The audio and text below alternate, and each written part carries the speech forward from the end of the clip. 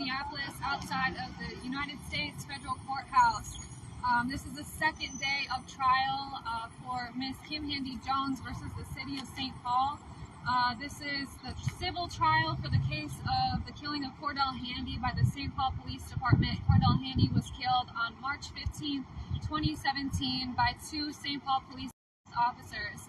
We are out here asking you guys to come down and support Ms. Kim Handy Jones and her family during this trial. We're just asking folks to come down for court support. The trial starts every day at 9 a.m. and goes till about 5. Much needed. It makes a difference. Are there any updates you guys want to talk about? No updates at this time. Oh, I'll talk. So, I wasn't there for the entire morning, but I want to say this is why it's so important that families support families, the community supports families, because Kim Handy Jones has taken this case further than I think anyone that I've ever known of for someone who's been killed by St. Paul Police, because historically St. Paul Police have been doing their own internal investigations. So I don't believe they ever thought that they would be in this position where they're actually in court. I don't believe that they thought they would have a lawsuit that would stick, because Ms. Kim realized her first attorney was not really doing the job. So she went with who else? Community United Against Police Brutality Reinvestigation Team, because we dig deeper, right? And got down to the truth. So now we have two attorneys, Kevin O'Connor, Paul Bossman. Paul Bossman is our local attorney, a brilliant man, a genius. He took the charge for my nephew, Marcus Golden, who was also killed by St. Paul Police. We just didn't make it to court because of a technicality caused by the police telling so many lies. So it ended up selling. It could have been thrown out. Once again, it was a technicality, but we had them. So the St. Paul Police Department, they're trash. If they had any decency, they would have settled this with a serious offer and spared Kim and her family all the pain of seeing the videos, pain of seeing his body laying out on the ground, the pain of seeing his body with bullet holes in it. But we just have to recognize that's who St. Paul is. They are the deadliest police department in the state. Officer testified today that he didn't have a body-worn camera because it wasn't required. After Marcus Golden was killed in January 2015, one of the city council members put pressure on the St. Paul Police Department to get body-worn cameras, and they refused. And they were allowed to not take action on that. They had the support of Mayor Chris Coleman. If they had acted back then, we would have definitive proof of what happened, because we would have the videos. Keep in mind, St. Paul Police does alter videos, create videos, and alter audio. And I stand by that. I said what I said. So, this was just good old-fashioned investigation. We know that Cordale Handy should not have died. We know that Cordale Handy died because he didn't receive the medical care and treatment that he needed, which is another tragedy about this whole thing, that the St. Paul Police does not value black, brown, and Hmong lives, Native lives, whoever that they decide to turn their gun upon is their victim, and generally it's swept under the rug. So today what we heard, Nathaniel Yance.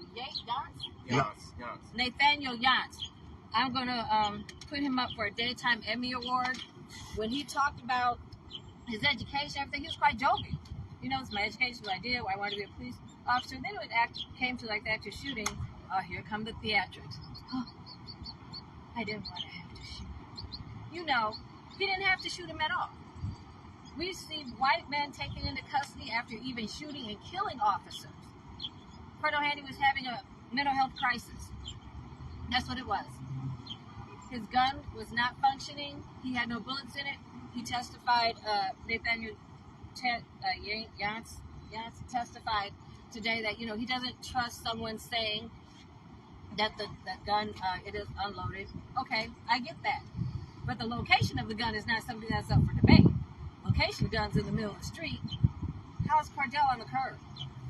That's what we saw today. Cordale was on the curb. The officer talked about, you know, the dog. He felt he was threatened by the dog. He considered shooting the dog.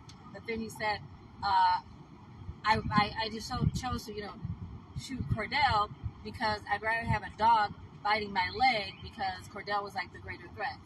Well, then the attorney representing Cordale gets up, Kevin O'Connor, and says, was the dog acting in a threatening manner? Was the dog growling? Like, it's a small dog. He didn't say that. I know it's a smaller dog. So the dog was not acting in an aggressive manner. So if the officer considered shooting a dog that's not acting in an aggressive manner, he shot Cordale, who was not acting in an aggressive manner. So that's a problem with his judgment. He had some issues with his recall as well. Perception. His perception. Okay. But so he had some issues. He couldn't remember his testimony that he gave to the BCA, so he contradicted himself. I guess it probably sounded better in court. So Kevin O'Connor, like, this is your testimony. Is this what you said? Well, I mean, I guess if they're like, no, this is what you did say. This is your official statement. And he contradicted himself. Again. Right? So, one thing about the truth. When you tell the truth really doesn't have to change because that's what you remember. But when you're telling lies, the pieces of a lie never fit together like the truth. So, this St. Paul police, we know they're going to lie, right? They're going to try and protect themselves. They've been covered all these years. So I'm so glad that Kim has been bold and strong and standing firm on exposing the St. Paul Police Department and getting his name cleared and getting justice for her son. And we want to make sure that this is about what happened at the time the police interacted with Cordale. It's not about anything he did before. It's not about what happened years before. And not even saying like there's something to cover up. I'm just saying focus on when the officers got on the scene, what they saw, what happened. Nathaniel also testified that there's a black woman and a white woman who is there. And he's never seen such a look of fear in anyone's eyes, that they were terrified that Cordale was going to shoot them.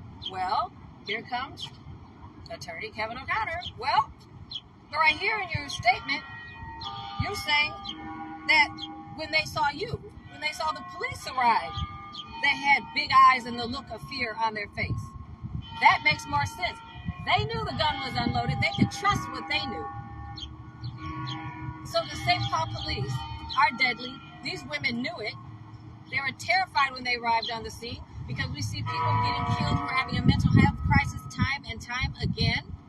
So now, I hope and pray, and I hope y'all stand with us in solidarity that Kim gets justice for her son, that these officers, yes, are found. I mean, actually, it's a civil suit, so it's not going to be found guilty, but that she wins this civil suit. Money won't bring her son back, and we know that. We know that. But when someone is caused harm, there should be compensation in some way. That's how our society works. There should be compensation in some way. And this is what St. Paul needs to do to compensate Kim Handy Jones. There's not enough money in the world, right, that could even cover the pain that she's had.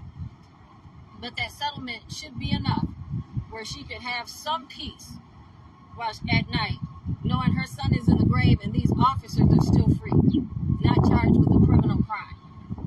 One of them still works. Was it Nathaniel Janssen?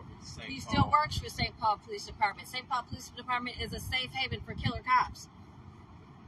It's what it is. We have people in the evidence department changing and getting rid of evidence. We have support from the top to the bottom, from the mayor down. Not heard a statement from the mayor, but okay, that's the norm. So, it's time for change. That's why we want to make sure that Kim knows that we're out here supporting her. If you come down, you can just pop in and out. You don't have to stay the whole time. But she's got some good cheerleaders on her side right now. We're going to keep lifting her up and holding her up, calling out the lives of the St. Paul Police Department and the officers. So more to come. We'll be down here, we expect all week. Not Friday. Friday, the judge doesn't work on Friday. And so we'll be back Monday, maybe Tuesday, 9 o'clock a.m. till 4:35. We're on a break right now, so this is probably the time we'd be outside. But come down, show some